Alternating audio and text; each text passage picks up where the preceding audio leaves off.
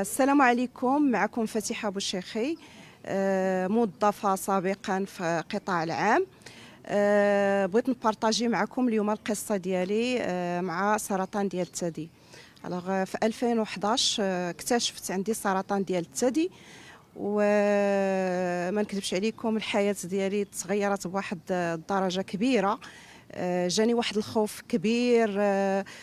فكرت في وليداتي، عندي 3 الوليدات. فكرت في حياتي، ربما سالات، ربما سي لا فان، حيت كيقولوا vous avez une tumeur، وبالنسبه ليا tumeur سي كونداني، سي لا مور، سي مي. دوزت هاد الفتره هذه وانا واحد النهار نفكر، قلت بوكوا با غادي جو في غاشي ما في بسبب هاد لا مالادي هادي. انا خديت قرار على انني غنحاول نتعايش معها كجميع الامراض اللي كنعرفوا، خصوصا وانني شفت ناس اللي تبارك الله عليهم يعني تصابوا بهذا المرض وقدروا انهم يتعايشوا معاه. منيت الحمد لله تعرفت على هاد لاكتيفيتي، قدرت انني نخرج من لا زون دو كونفور ديالي، لا زون اللي ربما كانت كلها زون اللي هي بلان دو شوز نيجاتيف. خلاتني تعرفت على ناس. لو مومون اللي مع لا مالادي ديالي كنت جي اغيتي لو طرافاي ديالي بوندون 3 زون. في ديك 3 زون قلبت على البديل اللي غيغير لي حياتي. كما قلت لكم يعني تعرفت على ناس جدد. لاكتيفيتي حسيت بها انها غيرت لي من الشخصيه ديالي. كان عندي ان غران ديفلوبمون او نيفو دو ما بيرسوناليتي. وليت غنقول لكم 90% نسيت لا مالادي ديالي. بديت كندير دي زاكسيون، ولا كانوا عندي دي فواياج، كان عندي لو بارطاج مع افيك دي جون اللي هما بوزيتيف، دي جون اللي هما افونسي في حياتهم، دي جون اللي هاد لاكتيفيتي غيرت ليهم حياتهم. او بو دون اني قدرت انني نغير حياتي بواحد الدرجه اللي هي كبيره. قارنتها بالمده العمل ديالي في القطاع العام اللي هي مده ديال تقريبا اكثر من 28 سنه، وفي ظرف عام قدرت انني نحقق نتائج ممتازه. اولا الصحه ديالي، لان من غير المنتوجات كان لو بارطاج افيك دي جون بوزيتيف، دي جون اللي عندهم لا فيزيون، دي جون اللي كيشوفوا بعيد. داك لو بارطاج ديالهم غير لي حياتي.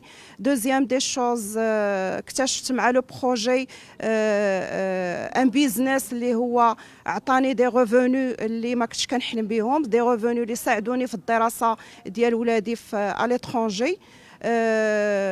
كان عندي لو بروجي اللي عجبني فيه بزاف، انني لقيت راسي خدمت على لو ديفلوبمون بيرسونيل ديالي، فو انني اون فام اللي داز اون فاز اللي هي كريتيك.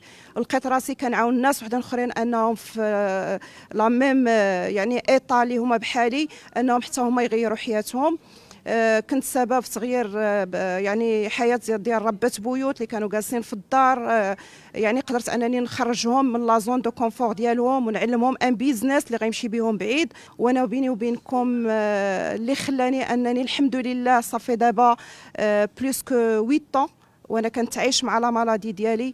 سي لا ريكونيسونس دو بروجي اللي انا فيه، اللي عطاني الثقه في النفس وعطاني خلاني انا نتاكروشا في لا في ديالي ونعيشها كما بغيت. ودابا الحمد لله كنعيش مزيان، كندير ميزاناليز، كلشي مزيان الحمد لله. اش يمكن لينا نطلبوا من غير هذا الشيء؟ ليكيب ديالي كنتعامل معها ا ديستانس.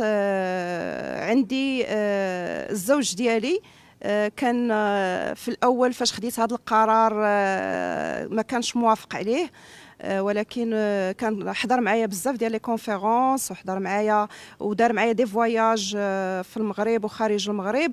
باغ لا سويت اكتشف لانتيغي ديال لاكتيفيتي اللي انا خديت فيها القرار، وسورتو ان شاف ما سونتي الحمد لله دو بلوز اون بلو كتحسن.